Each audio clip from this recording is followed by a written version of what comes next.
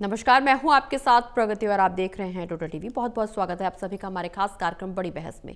प्रदेश में एसआईआर के दूसरे चरण की कवायद शुरू हो रही है। बीजेपी ने दूसरे चरण की तैयारियों को लेकर कमर कस ली है। पानीपत में बीजेपी प्रदेश अध्यक्ष ने महत्वपूर्ण बैठक की है, जिसमें एसआईआर को लेकर बनाए गए मंडल प्रभारियों को दिशा निर्देश दिए गए। वहीं चुनाव आयोग 31 जुलाई को मतदाता सूची का ड्राफ्ट जारी करेगा। तमाम सवाल खड़े होने लगे हैं। सवाल ये कि क्या एसआईआर के दूसरे चरण की कवायद सियासी गलियारों में नई बहस छेड़ेगी। सवाल ये भी कि क्या ड्राफ्ट जारी होने के बाद एसआईआर पर सियासी संग्राम छिड़ेगा। एक सवाल ये भी कि क्या अब आधिकारिक तौर पर कितने मतदाताओं के नाम कटे हैं ये सामने आ पाएगा, और अगर आएगा तो उसका सियासी असर क्या पड़ने वाला है। आज की चर्चा इसी मुद्दे पर होगी।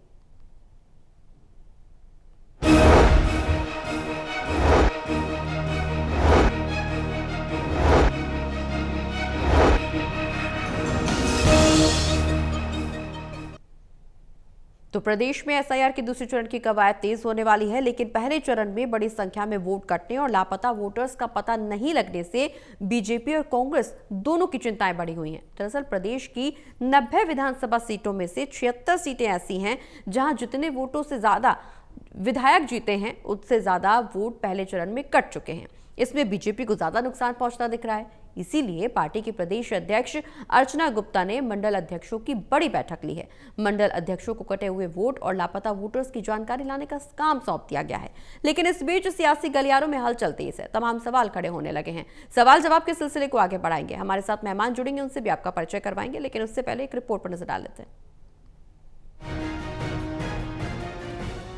प्रदेश में चुनाव आयोग के तहत सर को अमली जामा पहनाने में लगे बीएलओज, जिला निर्वाचन स्टाफ, एआरओज और जिला निर्वाचन अधिकारी जहां अब कट चुके 34 लाख वोटर्स का पता लगाने और उन्हें नोटिस देने की तैयारी में हैं, वहीं बीजेपी ने भी सर के दूसरे चरण के लिए अपनी संगठनात्मक तैयारियों और मंडल अध्यक्षों को दिशा निर्देश देने की कवायद शुरू कर दी है। बीजेपी प्रदेश अध्यक्ष डॉक्टर अर्चना गुप्ता ने बृहस्पतिवार को पानीपत के जिला बीजेपी दफ्तर श्याम कमल में मंडल अध्यक्षों की अहम बैठक ली। उन्हें पार्टी की ओर से इनपुट्स दिए गए और इतनी संख्या में वोट कटने के कारण और निवारण के तरीके सुझाए गए। बहुत सारे लोग अगर वो उपस्थित हैं मान लो, और काफ़ी सारे लोग क्या होता है कि जैसे मान लो मैं 1 महीने के लिए, उदाहरण के तौर पर मान लो मैं 1 महीने के लिए विदेश चली गई, जिस समय बीएलओ हमारे घर में 3 बार आया, और मैंने ये चिंता नहीं करी कि मैं वहाँ से अपना ऑनलाइन फार्म भर दूँ, क्योंकि एन्यूमरेशन फार्म पे दस्तखत जरूरी थे। या तो हम ऑनलाइन भर सकते थे या एन्यूमरेशन फार्म पे 2 फोटो लगाकर हमको साइन करने थे। मान लो मेरा बच्चा गुड़गांव या बेंगलोर में कहीं पर नौकरी करता है, उसने भी चिंता नहीं करी कि मैं एन्यूमरेशन फार्म भर दूँ। गौरतलब है कि सर के पहले चरण के आंकड़ों से विपक्ष के साथ साथ बीजेपी खुद भी चिंतित है, क्योंकि तकरीबन कैबिनेट के सभी मंत्री 2024 का विधानसभा चुनाव जितने वोटों से जीते हैं, उनसे ज्यादा वोट उनकी विधानसभा से कट गए हैं। 90 में से विधानसभा की ऐसी 76 सीटें हैं जहां चुनाव जीतकर विधायक बने नेता उतने वोटों से नहीं जीते जितने अब कट गए हैं। इन 76 सीटों में 46 विधायक बीजेपी और 26 कांग्रेस के हैं। इसलिए बीजेपी मंडल अध्यक्षों को काटे वोटों का पता लगाने के लिए फील्ड में उतार रही है। वहीं 31 जुलाई को वेरिफिकेशन के बाद मतदाता सूचियों का ड्राफ्ट रोल छप रहा है। तो अब हम यही कोशिश करेंगे कि बूथ पर जाकर कार्यकर्ता एक बार उन लोगों को जिनकी भी वोट्स इस ड्राफ्ट वोटर रोल में, मान लो मेरा घर बूथ पर है लेकिन मेरी ड्राफ्ट वोटर रोल में मेरा नाम नहीं आया, तो कार्यकर्ता ये चिंता करेंगे। हम लोगों से भी आह्वान कर रहे हैं कि भाई आप चिंता करो, अगर आप नहीं हो इस टाइम, आप कहीं दूसरे शहर में हो, आप विदेश में बैठे हो, तो आप अपना ऑनलाइन फार्म भर दें। साथ ही लाखों लोगों को नोटिस देने शुरू हो जाएंगे। दूसरे चरण के बाद क्या होता है उस पर भी सियासी संग्राम छिड़ने के पूरे आसार हैं। तू डाल डाल मैं पात पात। Total news Haryana bureau. तो एसआईआर के दूसरे चरण की तैयारियां तेज हो गई हैं, जहां कवायद एक ओर तेज होती हुई नजर आ रही है, वहीं दूसरी ओर सियासी गलियारों में चिंता का माहौल भी बना हुआ है। और ये चिंता का माहौल सिर्फ सत्ता पक्ष या विपक्ष के लिए नहीं, दोनों पक्षों के लिए, सभी राजनीतिक दलों के लिए है। क्योंकि एसआईआर में जिस तरह से वोटर्स के नाम काटे गए हैं और जिस तरह से अब आंकड़े निकल करके सामने आ रहे हैं, राजनीतिक दलों के बीच में घमासान की स्थिति भी बन सकती है। सवाल जवाब की शुरुआत करेंगे। हमारे साथ मेहमान जुड़े हुए हैं, associate editor Devendra Kathuria ji, associate editor doctor Mahesh Kumar ji और वरिष्ठ पत्रकार वीरेंद्र सोनी जी।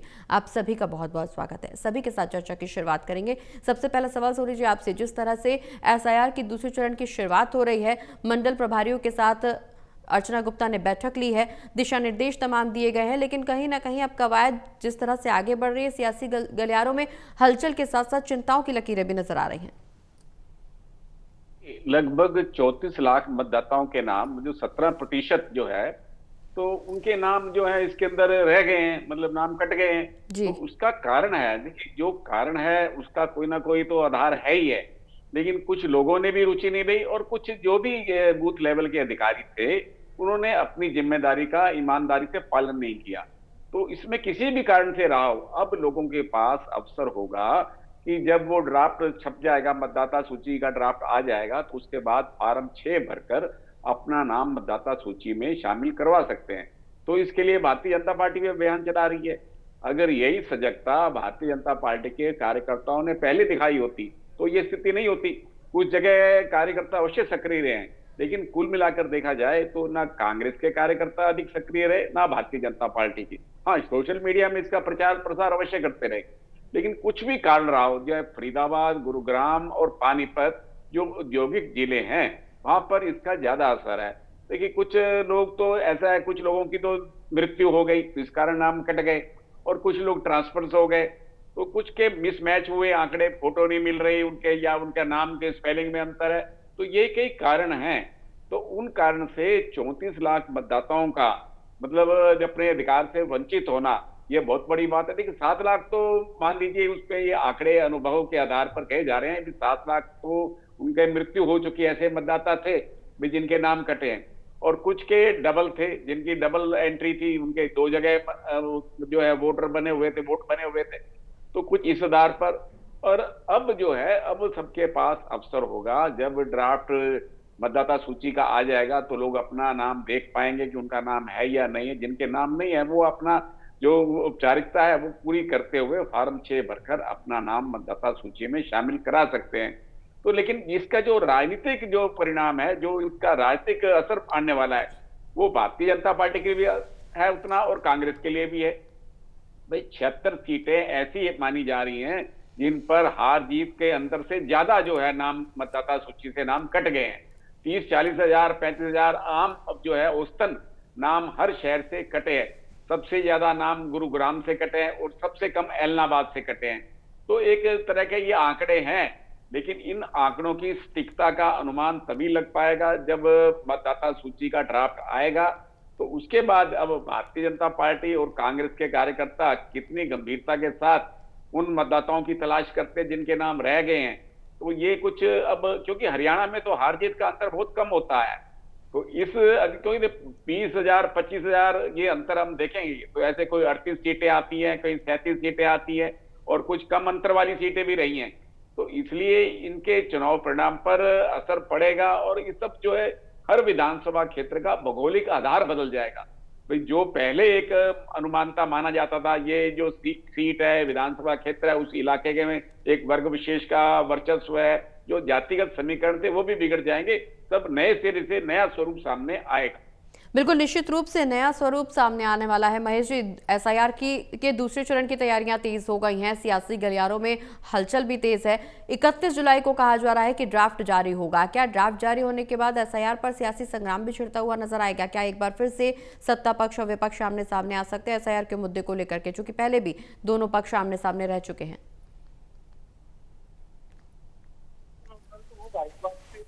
कोई नहीं कर सकता, लेकिन ये मान सकते हैं कि भारतीय जनता पार्टी प्रयासों के लिहाज से, क्योंकि अभी तो कुछ भी कंक्रीट नहीं कहा जा सकता, लेकिन देखना पड़ेगा कि कौन से राजनीतिक दल की तैयारियां कितनी हुई। तैयारी के लिहाज से तो भारतीय जनता पार्टी करीब एक साल पहले से जो है एफआईआर को लेकर तैयारियां मुकम्मल कर भारतीय जनता पार्टी करीब करीब 1.5 साल 1 साल पहले से जो है एसआईआर को लेकर तैयारियां मुकम्मल कर चुकी थी और तमाम जो मंडल अध्यक्ष और तमाम जो लोग इसके लिए जिम्मेदार बनाए गए थे भारतीय जनता पार्टी की तरफ से, उनसे खुद मुख्यमंत्री मुलाकात कर चुके थे, नायब सिंह सैनी मुलाकात कर चुके थे एक एक उस शख्स से जिसे एसआईआर में महत्वपूर्ण जिम्मेदारी दी गई थी। और भारतीय जनता पार्टी का दस्तावेजीकरण जो विभाग है वो लगातार पूरे घटनाक्रम पर अपनी नजर रखे हुए था और एक एक छोटे से छोटी चीज पर नजर जो है वो भारतीय जनता पार्टी की दस्तावेजीकरण विभाग की बनी हुई थी और पूरी रणनीति, पूरी स्ट्रैटेजिक मूव जो है वो एसआईआर को लेकर भारतीय जनता पार्टी का देखने को मिला था। देखिए, अभी आप एक लोकल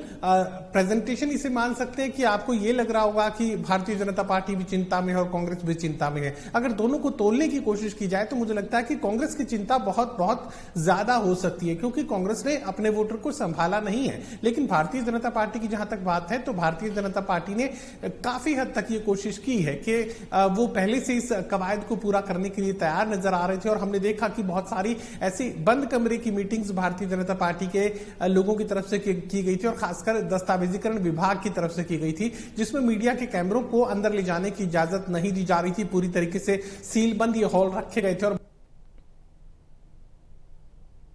मीडिया के कैमरों को अंदर दाखिल होने की इजाजत, उनकी बातचीत को सुनने की इजाजत नहीं दी गई थी। तो ये मानकर चलिए कि बीजेपी तो इस पूरी स्ट्रैटेजी के लिए पूरी तरह तैयार था। मीडिया के कैमरों को अंदर दाखिल होने की इजाजत, उनकी बातचीत इजाजत नहीं दी गई थी। तो ये मानकर चलिए कि बीजेपी तो इस पूरी स्ट्रैटेजी के लिए पूरी तरह तैयार थी। लेकिन तैयारियों के लिहाज से कांग्रेस की अगर बात की जाए तो जरूर यहां पर सोशल मीडिया पर काफी जरूर कांग्रेस पार्टी की तरफ से दिए गए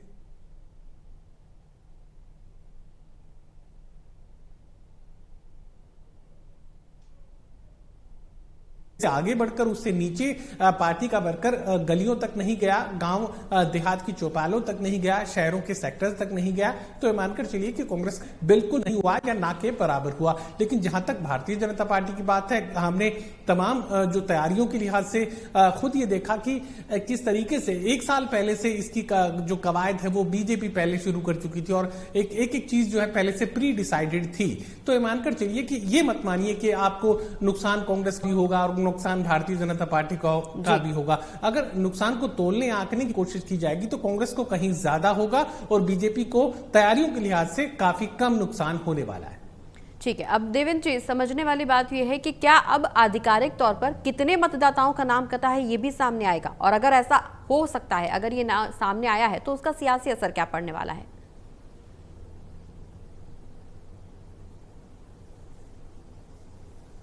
हुई है, जितना कुछ कर सकते थे बीएलओज या उनके ऊपर सुपरवाइजर थे, तो जो स्टाफ लगा हुआ था फील्ड में 34 लाख का आंकड़ा आ रहा है कि 34 लाख वोट टोटल कटे हैं। अब सवाल ये है कि 31 जुलाई को मेरी कल ही चुनाव अधिकारी से बात हुई है, 31 जुलाई को ड्राफ्ट रोल आएंगे। ड्राफ्ट रोल मतलब जो कुछ उनके पास ताजा जानकारी है उस आधार पर एक खाका सामने खिंच जाएगा कि किसका नाम है किसका नहीं है। मैंने चुनाव अधिकारी से पूछा, जो 34 लाख वोट कटे हैं, जिनको आप कटा हुआ माने हो, जो घर में नहीं मिले या जिन्होंने गणना फार्म जमा नहीं कराया है या किसी वजह से सहयोग नहीं किया, उनका क्या होगा? उनका जवाब था कि अब उनको नोटिस दिए जाएंगे। एक तो 10 लाख लोग ऐसे हैं जिनके नाम मिस मैच हुए, जो उन्होंने जानकारी दी वो मैच नहीं करती। सबसे बड़ी समस्या आपको प्रगति ये बताऊं, जो औद्योगिक शहर हैं, गुरुग्राम, फरीदाबाद बड़े शहर हैं, और इसके अलावा पानीपत हो गया जहां लेबर बहुत ज्यादा है, 2.5 से 3 लाख प्रवासी मजदूर हैं। वहां उन लोगों का इस चुनाव स्टाफ में लगे बीएलओ का ये कहना है कि जब हम घरों में गए, हमने उनको कहा कि वो लोग कहते कि हमारा नाम नहीं, हमारा नाम जोड़ो। तो बीएलओ ने ये कहा, प्रगति बीएलओ ने ये कहा उनको कि आप 2002 की जो एसआईआर की सूची थी जी, जो एसआईआर की सूची 2002 थी, आप अपने दादा का नाम, दादी का नाम, पिता का नाम, माता का नाम, परिवार के किसी आदमी का नाम दिखा दो, वो वोटर थे यहाँ पे, तब आपका नाम हम जोड़ेंगे। तो बहुत लोग, लाखों की संख्या में, चूंकि औद्योगिक शहर में मजदूर रहते हैं, कभी उनका फादर था, वो उसकी डेथ हो गई या वो छोड़ के चला गया, यूपी चला गया, यूपी, बिहार, बंगाल और उड़ीसा की लाखों की लेबर पानीपत में, जिस तरह के टेक्सटाइल इंडस्ट्री है, जो छोटे छोटे काम करते हैं बेचारे, गार्ड की नौकरी करते हैं या फैक्ट्री में चौकीदारी की करते हैं, पानी भरने का काम, सफाई का करते हैं, छोटे काम करते हैं वर्कर्स, पूरे परिवार में और कुछ लोग बिना परिवार के अकेले रहते हैं। तो वो डाटा नहीं दे पाए कि 2002 की सूची में कोई ऐसा राशन कार्ड हो, कोई वोटर कार्ड हो, बैंक की कॉपी हो, कोई LIC की रसीद हो, कोई पेंशन की। तो ऐसे लोगों की संख्या 11 लाख थी। 13 लाख वो हैं जो शिफ्ट हो चुके हैं, 7 लाख से ज्यादा वो हैं जिनकी मौत हो गई है। तो उनमें अनट्रेस भी बहुत सारे हैं। तो अब जो रोल छपेगा, ड्राफ्ट रोल, उसके बाद लोगों को कहा गया कि आप चेक कर लो अपना नाम, और जिसको वोट जुड़वाना है या नया बनवाना है उनसे नए सिरे से कार्रवाई होगी। डॉक्यूमेंट मांगे जाएंगे। डॉक्यूमेंट जैसे किसी का स्टेट या सेंट्रल गवर्नमेंट की पेंशन की कोई स्लिप है, LIC का कोई कागज हो, बैंक का हो, पासपोर्ट हो, और परमानेंट रेजिडेंस प्रूफ हो या डोमिसाइल सर्टिफिकेट हो। 9 तरह के कागज उन्होंने बताया कि इनमें से कोई एक कागज दिखा दो, उनके दावे को सच माना जाएगा, आगे की कार्रवाई होगी, उनका वोटर एज ए वोटर नाम ऐड होगा या नया बनेगा। लेकिन 9 तरह के डॉक्यूमेंट लोग तैयार रखें। जब ये गजट रोल, जो ये ड्राफ्ट रोल आएगा, उसमें नाम चेक करने के बाद अभी भी नाम जुड़ेंगे, लेकिन 34 लाख कटे तो हम नहीं मान सकते कि 14 लाख जुड़ जाएंगे। बहुत कम वोट जुड़ेंगे। बहुत सारी जगह वोट कटे हुए मिलेंगे विधानसभा में, और बड़ी मतलब अद्भुत और अजीब तरह की तस्वीर सामने आ रही है। बिल्कुल सोनी जी, लेकिन इस बीच सवाल ये भी कि अब दूसरी बार SIR होने वाला है, दूसरी बार SIR की प्रक्रिया होगी, नई वोटर लिस्ट जो सामने आएगी, क्या उसके बाद एक बार फिर से सियासत में भूलचाल देखने को मिलेगा? क्योंकि पहले भी कांग्रेस इस मुद्दे को लेकर के सरकार पर हमलावर रह चुकी है। कांग्रेस का साफ तौर पर कहना कि SIR के माध्यम से पात्र लोगों के वोट भी सरकार की तरफ से काटे जा रहे हैं। तो क्या दूसरे चरण की तैयारियां जो हो रही हैं, उसके बाद जो नई वोटर लिस्ट सामने आएगी, उस पर कुछ बहस हो सकती है? देखिए, विपक्ष ने इस अभियान को उतनी गंभीरता से नहीं लिया जी। तो इसलिए विपक्ष सरकार पर हमलावर रहेगा, भारतीय जनता पार्टी पर आरोप लगाएगा कि उनके समर्थकों के वोट काट दिए गए, क्योंकि विपक्ष के हाथ में मौका होगा। लेकिन विपक्ष गंभीरता दिखाता नहीं है। जिस तरह से भारतीय जनता पार्टी अपने कार्यकर्ताओं को समय समय पर दिशा निर्देश देती है, बैठकें लेती है, उनको मार्गदर्शन देती है, लेकिन कांग्रेस में तो ऐसा होता नहीं। कांग्रेस में तो बैठक होगी, उसके बाद उसका कोई फॉलोअप है नहीं। हालांकि प्रदेश कांग्रेस अध्यक्ष जो राव नरेंद्र और प्रदेश प्रभारी अब जो है 1 सप्ताह के लिए फरीदाबाद, गुरुग्राम, रेवाड़ी, नौ का दौरा कर रहे हैं, कार्यकर्ताओं से मिल रहे हैं, कार्यकर्ताओं को दिशा निर्देश भी देंगे। लेकिन जिस तरह से भारतीय जनता पार्टी के कार्यकर्ता धरातल पर आकर काम करते हैं, कांग्रेस उस दिशा में पिछड़ी रहती है। कांग्रेस में उस तरह की भूमिका रहती नहीं है। अब भारतीय जनता पार्टी के कार्यकर्ता जो मतदाता रह गए हैं, जिनके नाम छूट गए हैं, उनके लिए उनको ढूंढने में कितनी गंभीरता से काम करते हैं, कितनी संजीदगी दिखाते हैं, ये तो समय बताएगा। लेकिन कुल मिला के देखा जाए, चाहे BLOs के स्तर पर रहा हो, चाहे लोगों के स्तर पर लापरवाही रही हो, तो ऐसे को जो प्रक्रिया थी वो भी जटिल रही है। लोगों का ये भी अनुभव में आया है, लोग कह रहे थे कि प्रक्रिया काफी जटिल रही है, जिस कारण उनको परेशानी हुई है। और जिन्होंने अपने फॉर्म दे दिए हैं, तो उनके डबल देना चाहिए था, मतलब उनके पास कोई प्रमाण नहीं है। हालांकि उनको ये कहा गया कि आप अपने मोबाइल का फोटो खींच लें, लेकिन चुनाव आयोग का स्पष्ट निर्देश था कि BLO 2 फार्म देंगे, एक फार्म भरकर वो जमा कराएंगे, एक फार्म उनके पास रहेगा, ताकि उनको भविष्य के लिए प्रमाण रहे। तो ये शिकायतें भी आएंगी कि हम तो फार्म अपना जमा करा गए थे BLO के पास, क्योंकि उनके पास पावती तो है नहीं, कोई रसीद तो है नहीं। तो हो सकता है कि इस तरह की भी जटिल प्रक्रिया में आगे आने वाले समय में परेशानी उत्पन्न हो। लेकिन अब समान अवसर भी है, वो एक प्रक्रिया है, प्रक्रिया के साथ फार्म 6 भरकर अब जो है मतदाता सूची में अपना नाम शामिल करा सकते हैं। लेकिन हाँ, ये रहेगा कि इसके बाद जहां वोट कटेंगे तो वहां विपक्ष जो है हमलावर रहेगा। भारतीय जनता पार्टी और कांग्रेस और इंडियन नेशनल लोकदल और जननायक जनता पार्टी, ये एक दूसरे पर आरोप प्रत्यारोप का क्रम चलेगा। लेकिन इसकी लोकतंत्र की ये खूबी के लिए आवश्यक है कि जो पात्र है वो मतदाता सूची में शामिल हो, जो अपात्र है वो उनको वोट देने का अधिकार नहीं होना चाहिए। ये एक मतदाता 20 वर्ष के बाद ऐसा हुआ है, तो ऐसे में जो मतदाता सूची बनेगी वो पारदर्शिता के आधार पर शुद्ध मतदाता सूची होगी और पात्र लोगों को ही वोट देने का अधिकार होगा। बिल्कुल, निश्चित रूप से पात्र लोगों को वोट देने का अधिकार होगा। लेकिन अब SIR के दूसरे चरण की तैयारियां तेज हैं। बीजेपी और कांग्रेस एक बार फिर से चिंतित है, क्योंकि प्रदेश की 90 विधानसभा सीटों में से 76 सीटें ऐसी हैं जहां जितने वोटों से विधायक जीते हैं, उससे ज्यादा वोट पहले चरण में कट चुके हैं। इसमें बीजेपी को ज्यादा नुकसान होता दिख रहा है। इसीलिए पार्टी की प्रदेश अध्यक्ष डॉक्टर अर्चना गुप्ता ने एक बैठक ली है। बैठक में तमाम लोगों को जिम्मेदारियां सौंपी गई हैं, मंडल अध्यक्षों को जिम्मेदारियां सौंपी गई हैं, वोट और लापता वोटर्स की जानकारी लाने का काम सौंपा गया है। कुल मिलाकर के अब दोनों तरफ से, सत्ता पक्ष हो या विपक्ष, दोनों तरफ से तैयारियां SIR के दूसरे चरण को लेकर के तेज हैं। लेकिन सवाल यही बना हुआ है कि आखिर एसआईआर की दूसरी चरण की तैयारियां जितनी तेज हैं, उससे आने वाले समय में वोटर्स पर क्या कुछ असर होगा और राजनीतिक दलों पर क्या कुछ असर होने वाला है। बहुत बहुत शुक्रिया आप सभी का चर्चा में शामिल होने के लिए। तो आज की बड़ी बहस में फिलहाल इतना, एक छोटे से ब्रेक के लिए रुक रहे हैं, जल्द वापस आ रहे हैं।